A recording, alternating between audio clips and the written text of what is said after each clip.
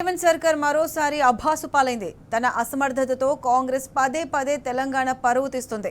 Telangana rising global summit ప్రారంభోత్సవాలు పేలవంగా మొదలయ్యాయి. ప్రముఖులు, పారిశ్రామికవేత్తలు ప్రారంభోత్సవాల్లో కనిపించలేదు. వేదికపై పారిశ్రామిక దిగ్గజాలు లేరు. మీరు చెప్పిన గ్లోబల్ దిగ్గజాలు శోభన కామినేని, నాగార్జున లేనా అని తెలంగాణ సమాజం ప్రశ్నిస్తుంది. గ్లోబల్ కంపెనీలే లేకుండా గ్లోబల్ సమ్మిట్ ఎలా నిర్వహిస్తారు? అసలు విదేశీ పారిశ్రామికవేత్తలెవరైనా వచ్చారా? మనకు పోటీగా నిలిచే కర్ణాటక నేతలు వస్తే తెలంగాణకు నష్టమా లాభమా చెప్పాలని తెలంగాణ ప్రజలు డిమాండ్ చేస్తున్నారు. చివరికి డీజీపీ సీఎస్తో సీట్లు నింపుకునే దౌర్భాగ్య పరిస్థితి దాపురించింది. గుంపు మేస్త్రి ఇలాగైనా గ్లోబల్ సమ్మిట్ నిర్వహించేదని జనం మండిపడుతున్నారు. ఇదా రాష్ట్రానికి పెట్టుబడులను ఆహ్వానించే పద్ధతి?